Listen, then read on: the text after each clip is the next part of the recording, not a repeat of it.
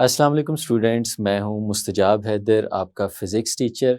हम लोग पढ़ रहे हैं oscillations chapter number 7 first year physics का। और स्टूडेंट्स आज हम इसका एक बड़ा इंटरेस्टिंग सा आर्टिकल पढ़ने जा रहे हैं जिसका नाम है फ़ेज़, जो बहुत सारी फ़िज़िकल क्वांटिटीज़ को मेज़र करने में हमारी हेल्प करता है।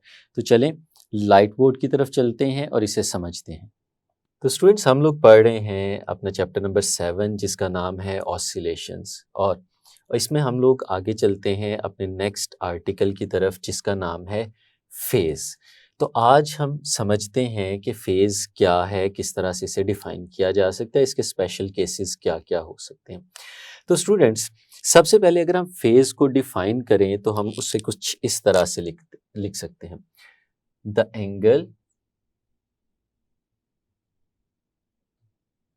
Theta is equal to omega t. ये एंगल है विच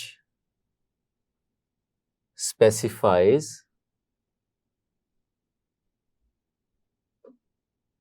displacement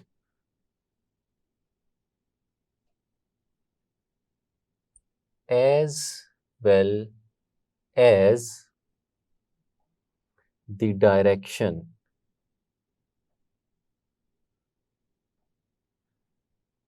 of a point executing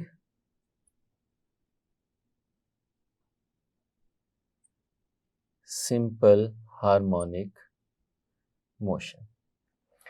तो स्टूडेंट्स अगर इस डेफिनेशन को हम लोग देखें तो हमें लिखा हुआ नज़र आ रहा है कि ये क्या है। ये एक एंगल है जिस एंगल को हम लोगों ने थीटा के साथ रिप्रेजेंट किया है और वो थीटा ओमेगा टी के इक्वल होता है। इसको हम लोग अपने चैप्टर नंबर 5 में पहले से सीख चुके हैं। विच स्पेसिफाइज डिस्प्लेसमेंट। पहली चीज़ जो यहाँ पे इम्पोर्टेंट है वो है डिस्प्लेसमेंट। और स्टूडेंट तो जो दूसरी इम्पोर्टेंट चीज़ है वो यहाँ पे आपको डेफिनेशन में नज़र आ रही है, डायरेक्शन। तो स्टूडेंट्स ये एक ऐसा एंगल है जो दो चीज़ों के बारे में हमें इंफॉर्मेशन दे रहा है और वो दो चीज़ें क्या हैं, एक है डिस्प्लेसमेंट और दूसरी है डायरेक्शन। किसकी? एक ऐसे ऑब्जेक्ट की, एक ऐसे पॉइंट की जो एग्जीक्यूट कर रहा होगा सिंपल हार्मोनिक मोशन। तो स्टूडेंट्स हमने पिछले आर्टिकल में ये चीज़ सीखी थी कि जब भी हमारे पास कोई object simple harmonic motion execute कर रहा होता है तो हम उसकी सिंपल हार्मोनिक मोशन को यूनिफॉर्म सर्कुलर मोशन के साथ रिलेट कर सकते हैं और उस रिलेशन से फिर हम लोगों ने देखा था कि हम ये चीज़ें कैलकुलेट कर सकते हैं। मैं आपके सामने कुछ इक्वेशंस लिखने जा रहा हूँ। ये इक्वेशंस हम पहले से सीख चुके हैं। एक इक्वेशन हम लोगों ने सीखी थी कि अगर हम लोगों को डिस्प्लेसमेंट फाइंड आउट करना हो,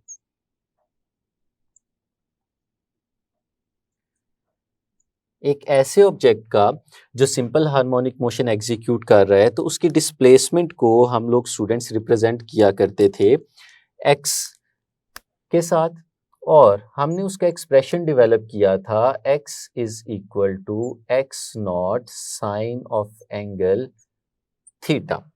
तो स्टूडेंट्स ये एक्सप्रेशन अगर हम लोग देखें तो इसमें हमारे पास जो डिस्प्लेसमेंट x है वो डिस्प्लेसमेंट दो चीज़ों पे डिपेंड कर रही है। एक तो हमें स्टूडेंट्स यहाँ पे x नॉट लिखा हुआ नज़र आ रहा है और हम जानते हैं कि x नॉट जो था ये एम्पलीट्यूड थी, ये मैक्सिमम डिस्प्लेसमेंट को रिप्रेजेंट करता है।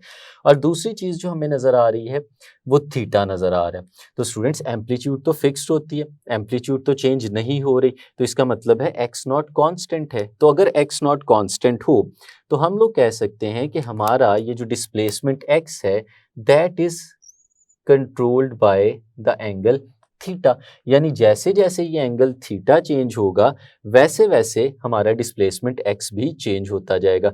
यानी इस इक्वेशन से जो हमें पता चल रहा है कि हमारे डिस्प्लेसमेंट एक्स को जो कंट्रोल कर रहा है वो हमारा एंगल थीटा है, या दूसरे लफ्ज़ों में हम ये भी कह सकते हैं कि थीटा डिफाइन करेगा, थीटा हमें बताएगा कि किसी भी इंटरवल ऑफ टाइम के वक्त उस वक्त हमारे पास डिस्प्लेसमेंट क्या होगी। तो स्टूडेंट्स इसी तरह से हम लोगों ने एक और एक्सप्रेशन भी डेवलप किया था जो कि था वेलोसिटी का। तो स्टूडेंट्स वेलोसिटी का एक्सप्रेशन जब हमने डेवलप किया तो वहां पे भी हमने इक्वेशन बनाई थी और वो इक्वेशन कुछ इस तरह से थी, v is equal to x nought omega cos of angle theta. तो स्टूडेंट्स अगर इसको हम लोग देखें तो ये भी आपको नजर आ रहा होगा, ये भी ऊपर वाले एक्सप्रेशन से मिलती जुलती एक टर्म हमें नजर आ रही है। अगर स्टूडेंट्स यहाँ पे देखें तो फिर से वही चीज है कि हमारे पास जो एंगल है वो एंगल बताएगा कि हमारे पास वेलोसिटी क्या होने जा रही है। यानी एंगल ना सिर्फ हमें डिस्प्लेसमेंट के बारे में बता रहा है बल्कि ये एंगल हमें वेलोसिटी के बारे में भी बता रहा है। तो फिर स्टूडेंट्स ये जो डेफिनेशन आपके सामने ऊपर लिखी हुई है आप इसको बड़े अच्छे से अंडरस्टैंड कर सकते हैं कि the angle theta is equal to omega t which specifies displacement as well as the direction of a point executing simple harmonic motion. तो स्टूडेंट्स हमें पता है वेलोसिटी जो होती है वो बेसिकली डायरेक्शन को भी रिप्रेजेंट कर रही होती है। तो इस केस में ना सिर्फ हमें वेलोसिटी का मैग्नीट्यूड पता चलेगा बल्कि हम इसकी डायरेक्शन को भी देख सकते हैं। तो स्टूडेंट्स हम इसको थोड़ा सा एक्सप्लेन करते हैं फिजिकली भी और उसके बाद हम इसे मैथमेटिकली भी देखेंगे। लेट्स सपोज स्टूडेंट्स हमारे पास ये एक सर्कुलर पाथ है जो यहाँ पे आपको इस वक्त नजर आ रहा है। इस सर्कुलर पाथ की अगर हम बात करें तो लेट्स सपोज स्टूडेंट्स हम लोग कहते हैं कि इसका ये जो सेंट्रल पार्ट है इसको हम लोग नाम दे देते हैं ओ का, और फिर इसका जो अपर पार्ट है ये वाला पॉइंट जो आपको नजर आ रहा है इसे हम लोग कह देते हैं डी, और ये जो बॉटम वाला पार्ट है हम इसे कह देते हैं ई। तो स्टूडेंट्स इस सर्कुलर पाथ में हमारा एक ऑब्जेक्ट है जो रोटेट करता है, वो घूमता है, और यहाँ पे लेट्स सपोज हमारे पास जो पॉइंट है हम इसे O1 का नाम दे देते हैं और इस एंड को हम लोग नाम दे देते हैं O2 का।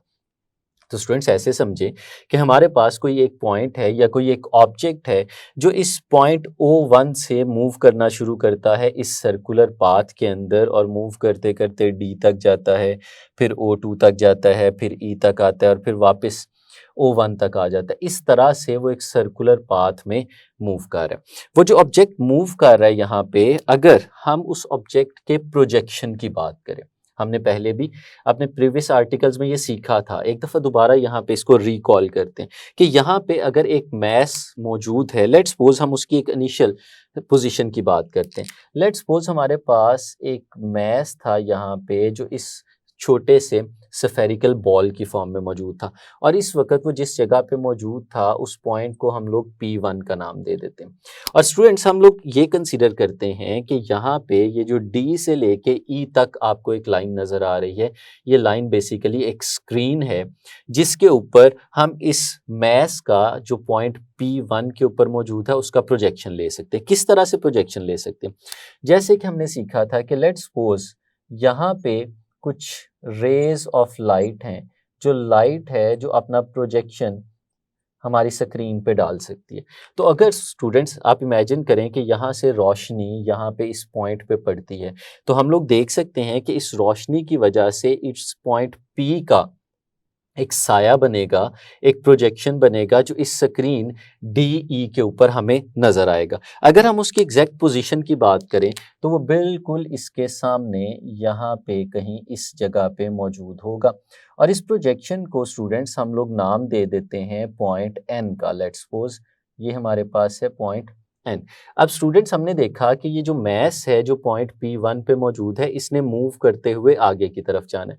लेट्स सपोज कुछ टाइम गुजरने के बाद ये इस जगह पे आ जाता है जहाँ पे इसको हम पॉइंट P2 का नाम दे देते हैं। अगर इस पॉइंट पे इसकी प्रोजेक्शन की बात करें तो वो इस वक्त यहाँ पे आ चुका होगा। कुछ और टाइम गुजरेगा, लेट्स सपोज वो यहाँ पे आ जाता है, हम उसे पॉइंट 3 का नाम देते हैं।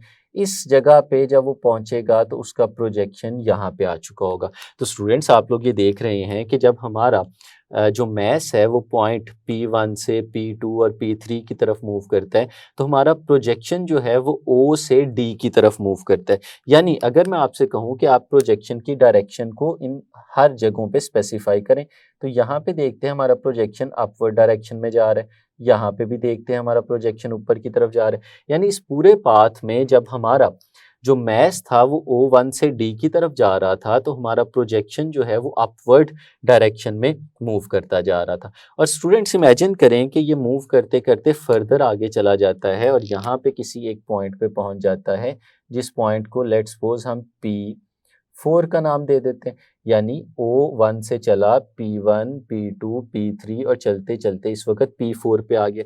तो स्टूडेंट्स अगर अब हम प्रोजेक्शन की बात करें तो फिर प्रोजेक्शन हमें दूसरे एंड से ड्रॉ करना पड़ेगा उसी स्क्रीन के ऊपर। तो अब हम कंसीडर करते हैं कि लेट्स सपोज हमारे पास जो लाइट है वो इस डायरेक्शन में इसके ऊपर फॉल कर रही है, और इस लाइट की वजह से अब जो प्रोजेक्शन ड्रॉ हो रहा होगा, प्रोजेक्शन बन रहा होगा, इसका जो साया बन रहा होगा वो अभी भी डी ई के ऊपर ही बन रहा होगा। तो अगर स्टूडेंट्स हम लोग देखते हैं इस पॉइंट का प्रोजेक्शन, तो इस वक्त ये प्रोजेक्शन यहाँ पे कहीं आ जाएगा, और अगर हम मूव करते करते फर्दर नीचे आ जाते हैं और यहाँ पे किसी पॉइंट P4 पे आ जाते हैं, P5 पे आ जाते हैं, और फिर इस जगह पे उसका प्रोजेक्शन देखते हैं, तो प्रोजेक्शन यहाँ पे आ रहा होगा। तो स्टूडेंट्स अब इसमें देखें कि जब हमारा मैस जो है वो डी से O2 की डायरेक्शन में जा रहा है, तो हम उस वक्त देखते हैं कि हमारा जो प्रोजेक्शन है वो डाउनवर्ड्स डायरेक्शन में जा रहा है। अगर इस प्रोजेक्शन की डायरेक्शन को मैं अब यहाँ पे आपके सामने स्टूडेंट्स ड्रॉ करूँ, तो हम लोग कहेंगे कि ये यहाँ पे भी डाउनवर्ड्स डायरेक्शन में जा रहा था, और अगर हम यहाँ की बात करें तो ये इस वक्त भी डाउनवर्ड डायरेक्शन में जा रहा था, और ये मूव करते करते फर्दर आगे की तरफ चलता जाए। तो कोई भी पॉइंट स्टूडेंट्स हम ले लें, लेट्स सपोज यहाँ पे हमारे पास एक पॉइंट आ जाता है जिसे P6 कह देते हैं, या यहाँ पे एक पॉइंट आ जाता है जिसे P7 कह देते हैं, और हर एक पॉइंट पे अगर हम उसके प्रोजेक्शन को देखते चले जाएं तो हम देखेंगे कि प्रोजेक्शन कंटिन्यूअसली डाउनवर्ड्स डायरेक्शन में मूव करता चला जा रहा है, जैसे कि यहाँ पे मैं आपको एरोस के साथ रिप्रेजेंट करता हुआ दिखा रहा हूँ। और फिर अगर हम फर्दर आगे चलें ई से O1 की तरफ, तो स्टूडेंट्स यहाँ पे भी हम देखेंगे कि लेट्स सपोज अगर यहाँ पे हमारे पास P8 था और यहाँ पे हमारे पास P9 था, तो हम लोग देखते हैं कि अब इस केस में जो हमारा प्रोजेक्शन बनेगा, अब उस प्रोजेक्शन ने अपवर्ड डायरेक्शन में ट्रैवल करना शुरू कर दिया होगा। यानी इधर देखते हैं तो हमारा प्रोजेक्शन ऊपर की तरफ जा रहा है। तो स्टूडेंट्स ये जो थोड़ी सी डिस्कशन आपको नज़र आई, अगर इसमें हम देखें कि जब हमारा ऑब्जेक्ट P1 से P2, P3, फिर P4, 5, 6, 7, 8, 9 तक मूव करता चला जा रहा है, तो हमारे ऑब्जेक्ट ने सर्कुलर पाथ में मूवमेंट की है। और इसके साथ साथ अगर हम इसके बनने वाले प्रोजेक्शन की बात करें, तो प्रोजेक्शन O से D की तरफ गया, फिर D से नीचे वापस O की तरफ आया, और फिर फर्दर E पे गया, और फिर E से वापस O की तरफ। यानी ये जो हमारी लाइन हमें नज़र आ रही है जो DE की फॉर्म में बनी हुई है, इस लाइन के ऊपर हमारा जो प्रोजेक्शन है वो ऑसिलेट कर रहा है। तो स्टूडेंट्स इस तरह से हमने ये चीज़ फिजिकली देख ली कि हमारा जो प्रोजेक्शन है वो ऑसिलेट कर रहा होता है, और जो हमारे पास पॉइंट है वो सर्कुलर पाथ पे मूव कर रहा होता है। तो स्टूडेंट्स अगर हम हर एक पॉइंट पे डिफरेंट एंगल्स की बात करें, तो हम लोग देख सकते हैं कि P1 पे एक सर्टन एंगल बन रहा था इस वक्त। इसी तरह से स्टूडेंट्स अगर आप P2 की बात करें तो यहाँ पे जो एंगल बन रहा था वो डिफरेंट था। अगर आप P3 की बात करते हैं तो वहाँ पे जो एंगल बन रहा था वो डिफरेंट था। तो स्टूडेंट्स अगर आप देखें तो P की जो मोशन है वो चेंज होती जा रही है जैसे जैसे एंगल बढ़ता जा रहा है। O1 से लेके D तक हमारा जो एंगल है वो चेंज होता चला जा रहा है, और जैसे जैसे एंगल चेंज होता जा रहा है हमारा जो प्रोजेक्शन है वो भी अपवर्ड डायरेक्शन में मूव करता जा रहा है। तो स्टूडेंट्स अगर हम इसको इन टर्म्स ऑफ एंगल देखें डिग्रीज में, तो हमें पता है यहाँ पे हमारा एंगल 0 डिग्री है, और इस जगह पे अगर हम लोग देखें तो हमारा एंगल 90 डिग्री है, और अगर रेडियंस की बात करें तो हम कह सकते हैं यहाँ पे π/2 रेडियंस है। तो स्टूडेंट्स हम लोग देखते हैं 0 से लेके π/2 तक जब हमारा एंगल चेंज हो रहा है, तो इस एंगल के चेंज होने के दौरान हमारा जो प्रोजेक्शन है वो अपवर्ड डायरेक्शन में मूव कर रहा है। तो स्टूडेंट्स देखें कितनी इंटरेस्टिंग चीज़ हमें पता चली कि एंगल को देख के ही सिर्फ हम लोग ये बता सकते हैं कि हमारे पॉइंट की डायरेक्शन, हमारे प्रोजेक्शन की डायरेक्शन किस तरफ है। और प्रोजेक्शन तो सिंपल हार्मोनिक मोशन एग्जीक्यूट कर रही है, तो हम पहले से प्रूव कर चुके हैं। तो हमने फिर यहाँ पे क्या किया, सिर्फ एंगल को देख के ये बता दिया कि हमारे सिंपल हार्मोनिक मोशन एग्जीक्यूट करते हुए ऑब्जेक्ट की डायरेक्शन क्या है। तो स्टूडेंट 0 से लेके 90 डिग्रीज तक जब हम लोग देखते हैं तो ये डायरेक्शन अपवर्ड्स है, और फिर जब हम 90 से ऑनवर्ड्स आगे चलते हैं तो हमें पता है कि अगर एंगल्स को यहाँ पे प्लॉट किया जाए तो ये 180 डिग्रीज या पाई के इक्वल होता है, और ये 270 डिग्रीज या 3π/2 के इक्वल होता है। और यहाँ पे वापस पहुंचे तो हम स्टूडेंट्स इसे 2π या दोबारा से 360 डिग्रीज या 0 डिग्री कंसीडर कर सकते हैं। तो स्टूडेंट्स हम लोग इसमें फिर यहाँ से अपनी डायरेक्शन को इस एंगल के साथ रिलेट कर सकते हैं। तो अगर देखें स्टूडेंट्स, तो हम लोग कह सकते हैं कि 90 डिग्री से लेके 270 डिग्रीज तक, यानी अगर हम एक लाइन ड्रॉ करें जो बिल्कुल सीधी वर्टिकल लाइन हो, और उस लाइन पे यहाँ पे हम लोग स्टूडेंट्स लिखें π/2, और ये बॉटम जो हमारे पास है ये है स्टूडेंट्स हमारे पास 3π/2। तो स्टूडेंट्स हम लोग देख सकते हैं यहाँ पे कि अगर इस लाइन में हमारा एंगल इस डायरेक्शन में चेंज हो रहा हो, यहाँ से ऊपर की तरफ जा रहा हो हमारा एंगल, यानी 3π/2 यानी 270, और इससे ऑनवर्ड्स ऊपर की तरफ जा रहा हो, तो हमारा प्रोजेक्शन भी अपवर्ड डायरेक्शन में मूव कर रहा होता है। और फिर अगर इधर से इस डायरेक्शन की बात करें तो π/2 से लेके 3π/2 तक, यानी 90 से लेके 270 डिग्रीज तक अगर इस एंगल की बात करें, तो फिर हमारा जो प्रोजेक्शन है वो डाउनवर्ड्स डायरेक्शन में मूव कर रहा होता है। तो स्टूडेंट्स अब डेफिनेशन को एक दफ़ा फिर पढ़ते हैं। देखें क्या लिखा हुआ, the angle theta is equal to omega t which specifies displacement. Angle displacement के बारे में बता रहा है, और साथ साथ as well as the direction of the point, और दूसरी क्या बता रहा है, डायरेक्शन बता रहा है। तो स्टूडेंट्स हमें पता है कि अगर डिस्प्लेसमेंट की बात करते हैं तो हम इस फॉर्मूले से बहुत आसानी से डिस्प्लेसमेंट निकाल सकते हैं। और अगर फिजिकली इस फिगर की बात करें तो यहाँ पे भी हमें नज़र आ रहा है, जब पॉइंट P1 है तो हमारा प्रोजेक्शन मेन पोजीशन से जिस जगह तक मौजूद है हम उसको डिस्प्लेसमेंट का नाम देते होते हैं, और हम जैसे इस केस में वो डिस्प्लेसमेंट x के साथ रिप्रेजेंट होगा और हम उसकी वैल्यू फाइंड आउट कर सकते हैं। और जैसे जैसे एंगल बढ़ता जा रहा है वैसे वैसे प्रोजेक्शन ऊपर की तरफ चलता जा रहा है। तो फिजिकली अगर हम लोगों ने डिस्प्लेसमेंट देखना हो तो हम यहाँ से देख सकते हैं, और अगर मैथमेटिकली देखना हो तो हम यहाँ पे इस इक्वेशन से देख सकते हैं। लेकिन दोनों केसेस में हम देख रहे हैं कि डिस्प्लेसमेंट के बारे में जो इन्फॉर्मेशन है वो दे हमें एंगल थीटा रहा है। तो इसीलिए हम कहते हैं कि ये एक ऐसा इम्पोर्टेंट एंगल है जो हमें डिस्प्लेसमेंट के बारे में भी बताता है, और डायरेक्शन भी हम लोगों ने देख ली, और दूसरी चीज़ जो बताता है वो डायरेक्शन के बारे में बताता है। तो स्टूडेंट्स ये तो था इसकी डेफिनेशन को समझना। अब स्टूडेंट्स इसके कुछ स्पेशल केसेस हैं, हम उन केसेस को यहाँ पे यूज़ करते हैं और डिस्प्लेसमेंट के कुछ एक्सप्रेशंस जो हैं उन्हें इलेबोरेट करते हैं। हमारे पास यहाँ पे कुछ फिगर्स बनी नज़र आ रही हैं। स्टूडेंट्स मैं एक एक करके इसके 3 डिफरेंट केसेस को आपके सामने रखूंगा। सबसे पहले स्टूडेंट्स हम बात करते हैं इसके केस 1 की। केस 1 क्या है स्टूडेंट्स? केस 1 ये है कि लेट्स सपोज हमारा जो ऑब्जेक्ट था जिसे हम लोगों ने पॉइंट का नाम दे दिया यहाँ पे P, अब वो जो P पॉइंट था इनिशियली वो O1 पे मौजूद था। अगर वो O1 पे मौजूद होता है, इस जगह पे हमारा P मौजूद होता है, तो इस वक्त वो एंगल क्या बना रहा होगा? तो स्टूडेंट्स हम देख सकते हैं कि इस वक्त वो बिल्कुल हॉरिजॉन्टल स्टेट पे मौजूद है। तो इस केस में वो जो एंगल इस वक्त बना रहा होगा वो एंगल हमारे पास 0 डिग्रीज होगा। यानी हम लोग स्टूडेंट्स कह सकते हैं कि इस केस में हमारे पास थीटा 0 डिग्री है, और 0 डिग्री है तो उस वक्त हमारा ऑब्जेक्ट मेन पोजीशन पे मौजूद है। क्योंकि अगर स्टूडेंट्स यहाँ से आप इसका प्रोजेक्शन बनाते हैं और प्रोजेक्शन ड्रॉ करते हैं तो वो DE लाइन के बिल्कुल सेंटर में O पे हमें नजर आएगा। तो स्टूडेंट्स अगर हम इक्वेशन की बात करें तो हमें पता है x is equal to x0 sine of angle theta. तो स्टूडेंट्स इस केस में हमारे पास जो एंगल है वो 0 डिग्रीज है, तो अगर यहाँ पे 0 सब्सटीट्यूट करते हैं तो x is equal to x0 sine of angle 0 degrees.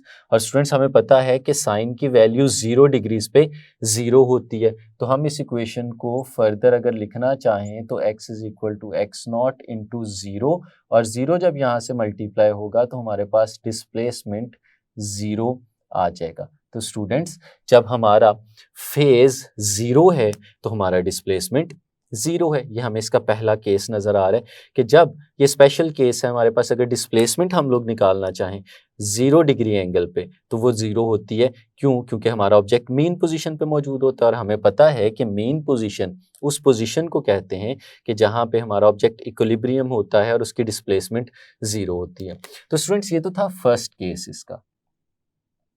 हम आगे चलते हैं और इसके केस नंबर 2 को डिस्कस करते हैं।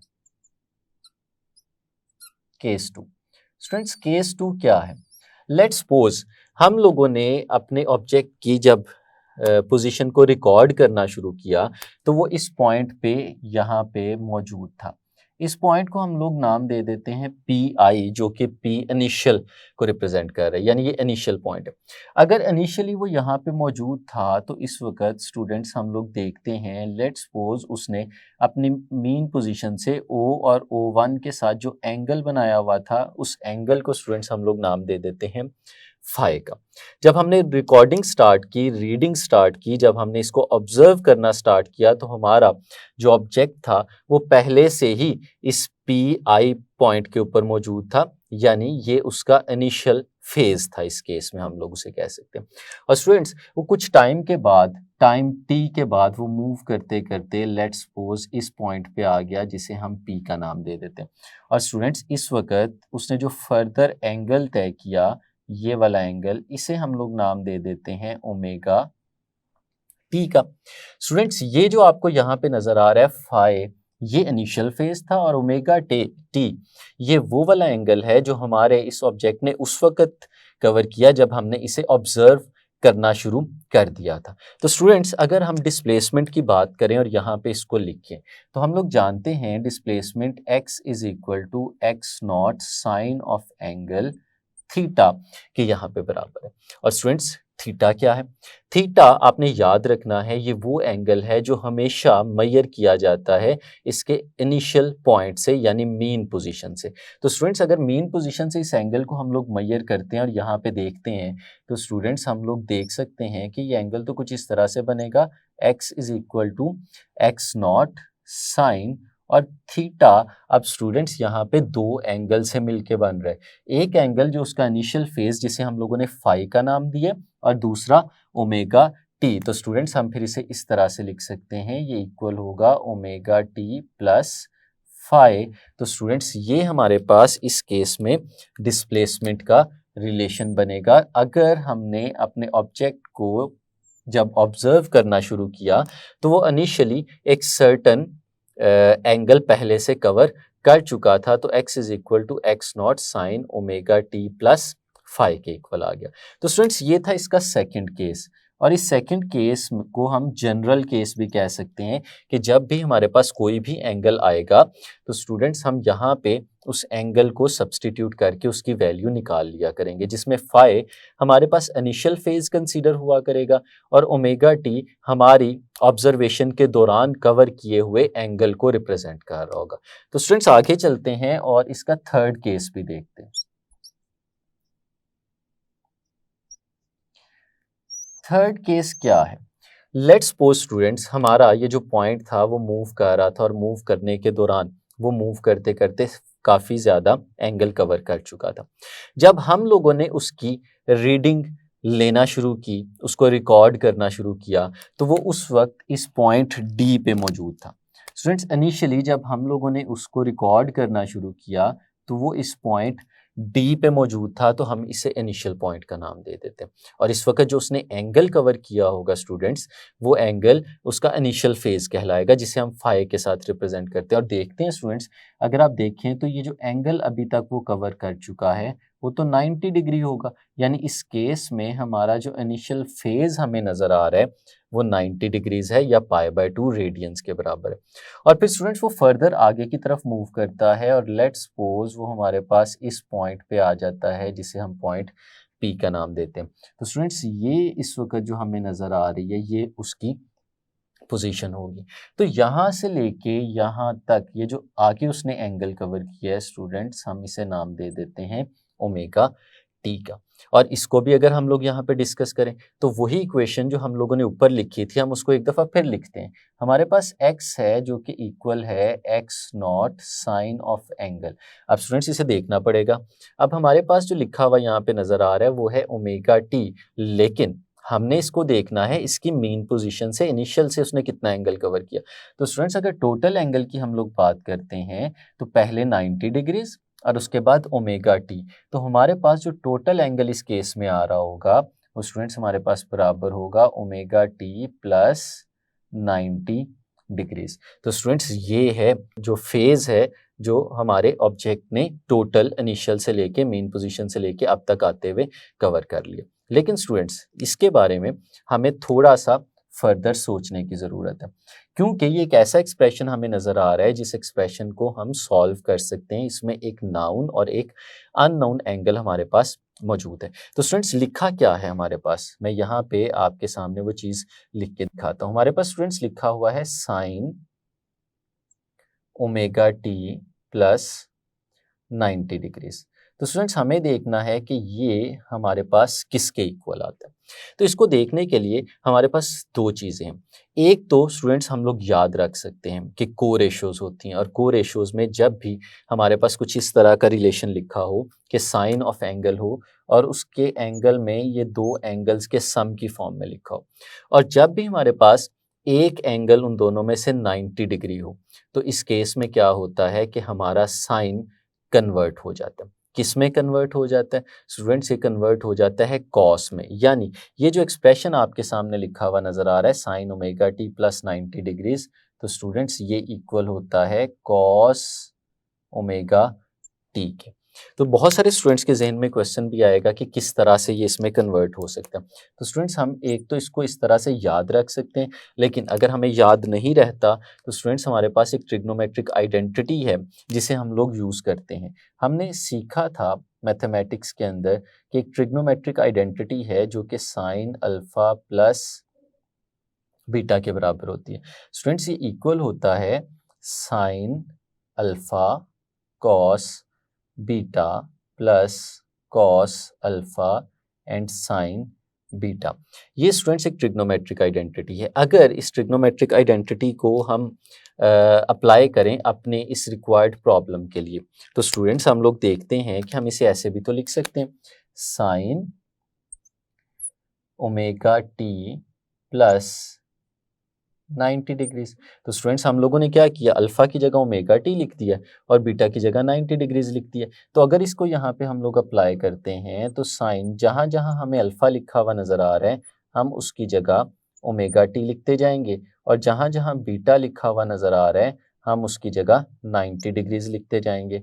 तो स्टूडेंट्स हमारे पास ये रिलेशन कुछ इस फॉर्म में आ जाएगा जो आपको यहाँ पे लिखा हुआ नजर आ रहा है। अब स्टूडेंट्स हम एक चीज़ जानते हैं कि हमारे पास जो cos 90 डिग्रीज होता है, cos 90 का आंसर हमारे पास 0 होता है, और जो sin 90 डिग्रीज है इसका आंसर हमारे पास 1 होता है। तो स्टूडेंट्स अगर 0 की बात करें तो फिर हमारे पास ये रिलेशन कुछ इस तरह से आएगा sign omega t plus 90 degrees.